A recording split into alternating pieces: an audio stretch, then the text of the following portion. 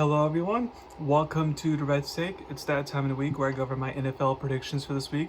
So let's get started with Thursday night's football game between the 49ers and the Seahawks.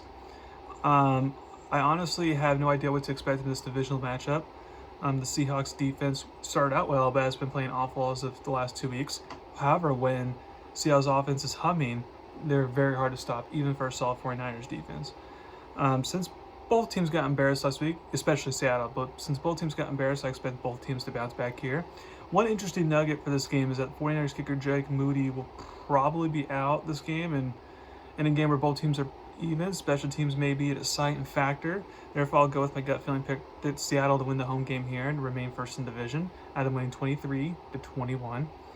Next, we got another London game with the Jaguars versus the Bears.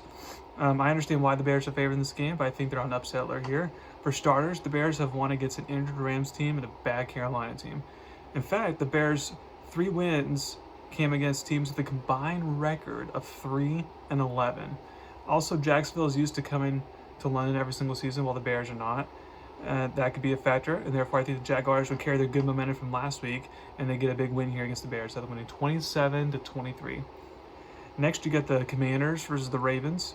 Because the Ravens' defense has been very leaky this year, I can see the Commanders' offense continue to produce. However, this is where Washington's defense finally comes back to earth after they played well the last 2 weeks. I feel the Commanders will have no answers for Ravens quarterback Lamar Jackson, and Baltimore will win a fun shootout just like they did last week. I have them winning 35-30. Next, you get the Texans versus the Patriots.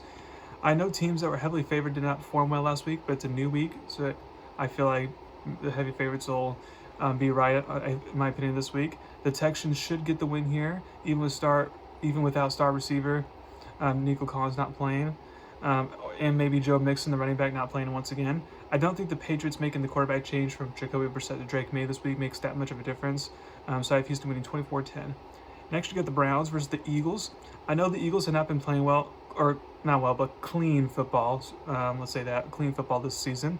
But this is a perfect get-right game for them. The Browns are not playing well this season at all, and the Eagles are coming off a bye week, and they get A.J. Brown and Devontae Smith back. So I feel the Eagles take care of business, and I'll be shocked if this is a close game. But if it is a close game, then the Eagles are in trouble. I feel they're winning 31-13. Next, we got the Cardinals versus the Packers. It is important that the Cardinals take care of the football. While a team can easily go up and down the field against the Packers defense, the unit is really good at forcing turnovers. I know the Cardinals defense bends, but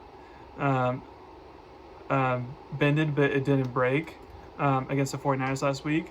But I feel that won't be the case once again against a good offense. The Packers outscore Arizona for a win. I have them winning 35-27. Next, you got the Buccaneers versus the Saints. Tampa Bay is going to want this game to be a shootout. At the beginning of the season, the Saints would have said fine, but now with the injuries the Saints have suffered the key players on offense, including their quarterback Derek Carr, it'll be hard for them to win a shootout. I don't trust the rookie Spencer Rattler to make a big impact in this game. Also, it doesn't help that the Saints are coming off a short week while the Bucs are coming off a long extra week. Basically, they had time off. So I feel like Tampa Bay will get the win in this game, either winning 28-10. Next, you get the Colts versus the Titans. I like this matchup with the Colts. Again, whether Anthony Richardson or Joe Flacco starts on offense, the unit will produce. It will help to start running back Jonathan Taylor's back for this game, and I think he will be if I had to guess. Now, since the Colts have a really inconsistent defense at best, the Titans can take advantage of that to keep this a close game. However, I feel since the Titans are sticking with Will Levis as the quarterback, he will make a crucial turnover, like he does at least in one game every single game this season, and that will help get the Colts the big win here. I have them winning 28-24. Next, you get the Chargers versus the Broncos. Hopefully, the bye week helped with all the players that are hurt for the Chargers. The Chargers' offensive line will be the key in this game. The Chargers will have trouble in the passing game with both tackles not playing. So it'll be hard to run the ball like they want to. So it'll be interesting to see if they can pass the ball at all. Then the one concern for the Broncos is they have some offensive line injuries of their own right now that the Chargers can exploit. So therefore, expect this to be a low-scoring game, but I'll take the Broncos to barely win at home. I have them winning 14-13. Next, you get the Steelers versus the Raiders.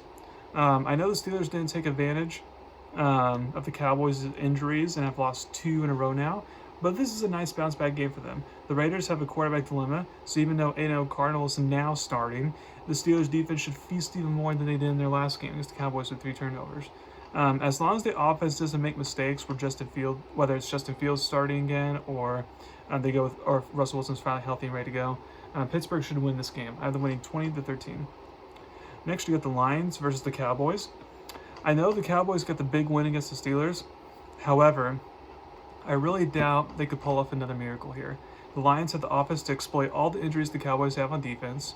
And then Detroit also has the pass rush to exploit a young Dallas offensive line. So also another factor, Lions are coming off a bye week. Cowboys coming off an emotional high. So I feel like they could take advantage of the Cowboys. The only question is, could Dallas just keep this a competitive game that at home? That would be the question. I have Detroit winning 34-23. Next, you got the Falcons versus the Panthers.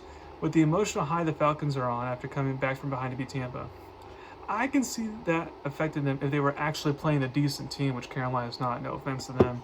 The Falcons should get another win to remain first in the division. I'm winning 30-13.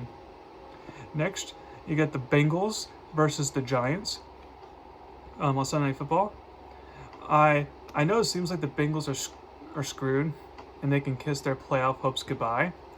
While it's definitely on life support, it's all about beating the teams that you're favored against. The schedule does get a little bit easier as the season goes along, so there's that to keep in mind.